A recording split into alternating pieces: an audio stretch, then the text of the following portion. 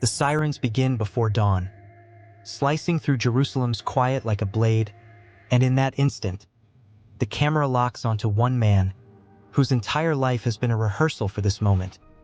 A leader who has outlasted rivals, scandals, and wars, and who now stands at the intersection of history and survival as Benjamin Netanyahu, Israel's longest-serving prime minister, faces a crucible where political survival collides with battlefield pressure.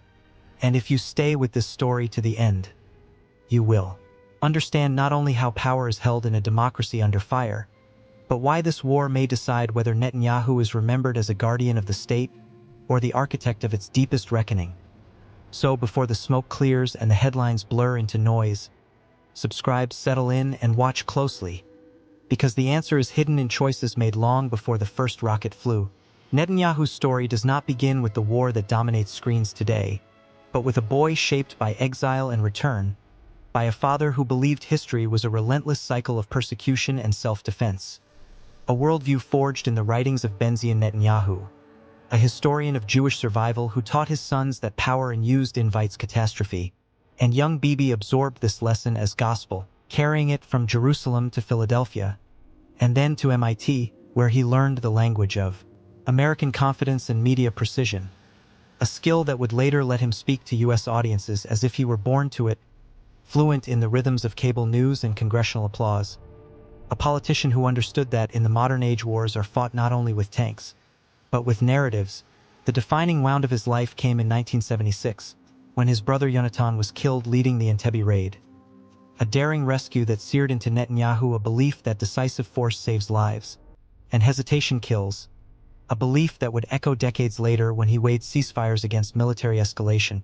And from that tragedy he constructed a personal myth of duty and destiny, stepping into public life as a spokesman, then a diplomat, then Israel's youngest prime minister in 1996, a rise fueled by fear after the assassination of Yitzhak Rabin, and a wave of suicide bombings that made security the ultimate political currency.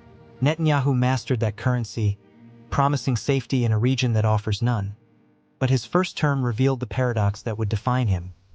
A leader elected on toughness who nonetheless signed agreements under U.S. pressure, learning early that Israel's survival is inseparable from Washington's support, a reality that would later place him in a constant balancing act between American expectations and domestic hardliners. A dance that grew more dangerous with each passing year. After losing power and then clawing his way back in 2009, Netanyahu entered his longest chapter, an era in which he transformed Israel's economy, cultivated alliances from Moscow to Delhi, and most importantly framed Iran as an existential threat, warning U.S. Congresses and presidents that time was running out. Using apocalyptic language that critics called alarmist and supporters called prophetic, and this fixation on Iran shaped Israel's security doctrine, pushing covert wars into Syria, cyber operations across borders, and an unspoken rule that Israel would strike first and explain later. Yet while Netanyahu projected strength abroad, at home his rule hardened into something more brittle, dependent on coalitions with ultra-Orthodox parties and nationalist factions that demanded concessions.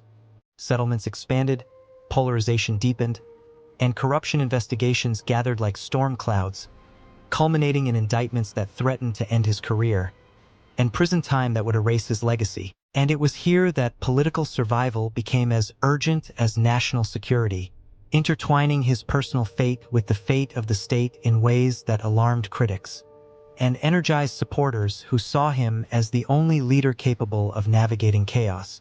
The war that now defines his tenure did not erupt in a vacuum, but against a backdrop of internal fracture, mass protests over judicial reform that saw reservists refuse service, and former allies warned that Israel was tearing itself apart.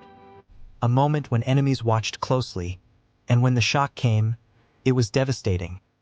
An attack that shattered assumptions of deterrence and intelligence superiority, leaving civilians slaughtered, communities destroyed, and a nation demanding answers. And in those first hours, Netanyahu appeared on screen not as a triumphant strongman, but as a shaken commander, promising victory and vengeance, invoking biblical language and modern resolve. While behind the scenes the questions began to swirl. How could this happen on his watch? How did the guardian of security preside over such failure? And could he survive politically if the war went badly?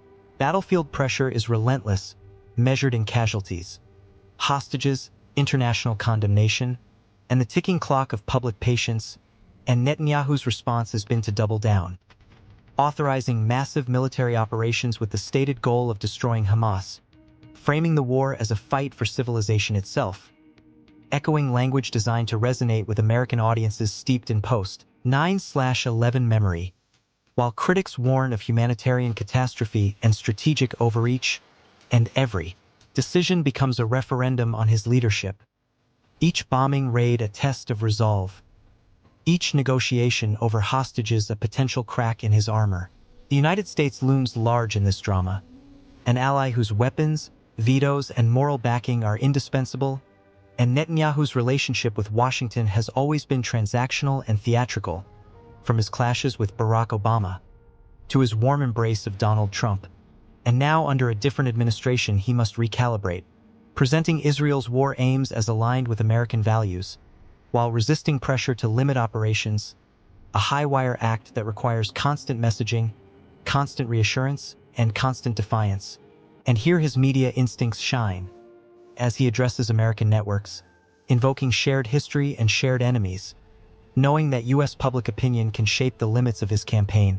Yet beneath the speeches lies a harsher reality: wars end eventually, and when they do, leaders are judged not by their promises, but by outcomes, and Netanyahu faces a narrowing set of paths, each fraught with risk, because a decisive military victory could restore his image as Mr. Security, but at enormous cost, while a drawn-out conflict could erode support and expose him to renewed calls for accountability and a negotiated settlement, especially one involving prisoner exchanges, could be seen as weakness by his base and betrayal by families seeking justice, and all the while the corruption trials wait, paused but not erased, a reminder that the law does not forget. History offers parallels that haunt this moment, from Golda Meir's fall after the Yom Kippur War, to Ehud Olmert's resignation following Lebanon leaders undone not by enemies alone, but by commissions and public trust. And Netanyahu knows this history intimately, which is why he has resisted calls for immediate inquiries, insisting that unity must come first, a stance that buys time, but also fuels suspicion. And time is the most precious resource in politics, especially during war. The human dimension of this conflict seeps into every frame: families of hostages pleading for deals, soldiers writing final messages before entering battle, civilians huddled in shelters, and Netanyahu stands at the center of this storm, absorbing grief and anger, sometimes appearing defiant, sometimes distant. A leader whose long tenure has made him both familiar and polarizing, loved and loathed in equal measure. And this polarization shapes the war narrative itself, because for some every criticism of the government feels like an attack on the nation, while for others every government statement feels like propaganda. And navigating this divide requires more than force. It requires trust, something Netanyahu has spent years spending, rather than saving.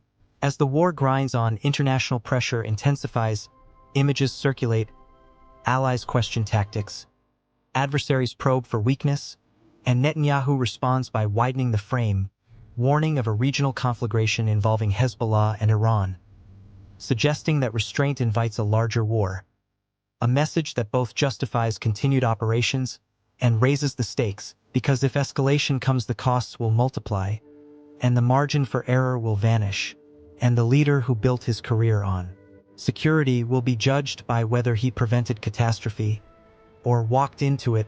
Throughout this ordeal, Netanyahu's political instincts remain sharp, reshaping his coalition, sidelining rivals, projecting inevitability, because survival is a skill he has honed for decades, outlasting younger challengers, and reinventing himself again and again. But survival during war demands more than tactics. It demands legitimacy, and legitimacy cannot be manufactured indefinitely, especially in a society that prides itself on debate and accountability. The final act of this story has not yet been written, but its contours are visible: a leader racing against history, trying to convert battlefield pressure into political redemption, hoping that victory abroad will silence critics at home, while opponents prepare for the moment the guns fall silent and questions return with vengeance. And this tension, between the immediate demands of war and the long shadow of judgment is the true battlefield Netanyahu now faces, a place where speeches and strategy collide with memory and law. For American viewers, this story is not distant or abstract, because it echoes familiar debates about executive power, wartime leadership, and the price of security, reminding us that democracies are tested most severely, not in peace, but in moments of fear, when leaders ask for trust, and citizens must decide whether to grant it.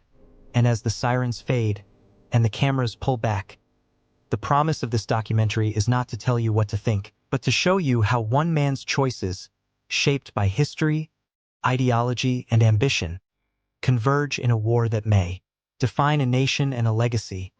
So stay with us, because when the dust settles and the verdict of history is rendered, you will want to know how Benjamin Netanyahu faced the war that could either crown him or consume him.